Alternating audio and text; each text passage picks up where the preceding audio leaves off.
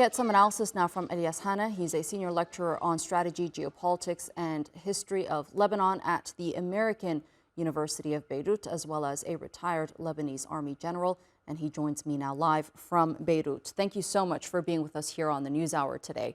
I want to focus a bit on the Philadelphi Corridor. We're hearing from the Israeli military that they have full control of that border along with Egypt and Gaza, the Philadelphi Corridor.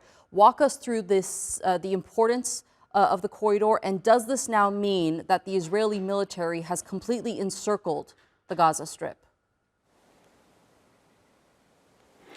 I think that the Philadelphi Corridor is important, but there is no total control. It's operational control by fire and, from point to point. Why? Because the Philadelphia road really isolates the Gaza Strip from Egypt. It's the only lifeline outside Gaza. And if you remember that, Netanyahu once defined the theory of victory as really controlling and going into Rafah. Why? Because there was, 4 battalions for Hamas. They have, he wants to destroy it and then go for the leadership of Hamas as well as the hostages to free them. So now controlling the Philadelphia corridor is not really the end of the war, because it is within a bigger plan for Netanyahu by really dividing, dissecting the Gaza Strip, and then going into a longer period of low-intensity conflict, as Tsahi Hanegbi said yesterday, that the war will drag till the end of this year, 2024. Right, and you mentioned of Israel's aims in ending the war. They have said repeatedly that the only way that this war will end will be when they eradicate Hamas. But given the tactics that they've used so far, it's proven to be unsuccessful, as we've seen them say previously that they had eradicated Hamas in the north, but they continued to hit the Jabalia refugee camp because they were clashing with Hamas forces there. So just give us a sense of this tactic that Israel is using, and if they continue on this course, will they be able to eradicate Hamas? Let me tell you something, that there is indicators of the bigger plan of the Israeli army as well as for Netanyahu. When you attack Jabalia, Jabalia is considered the center of gravity of the north. When you attack Jabalia and really destroy Jabalia, you are isolating Beit Lahia and Beit Hanun as well as Zaytun, and then you control the bulk or the center of gravity of Gaza City, which means that they can really move by maneuvering, by certain mobility without being hindered. Second, you have the Netzarim corridor, which really divide the Gaza Strip into 2 parts. It's the only constant place.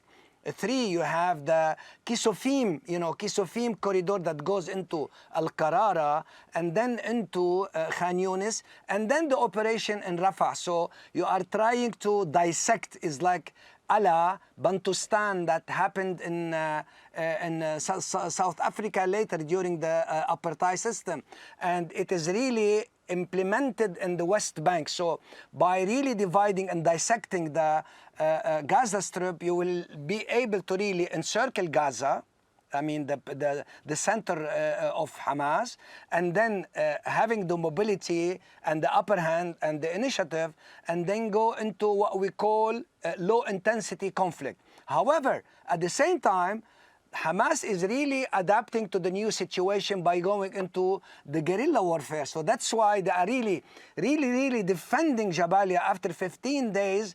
It means that they still have the capacity, the people, the fighters, and the logistics, and then the command and control. And they are really defending Jabalia, because Jabalia is considered today at the center of gravity in the north. So this is the big picture.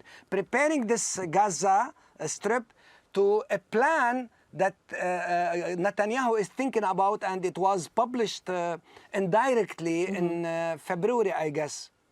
And we do know that recently Hamas was able to fire rockets as far as into Tel Aviv. What does that tell us about their capability almost 8 months into the war on Gaza? you know that according to some references like the New York Times or Politico, for instance, that Hamas still have 65 of its fighters.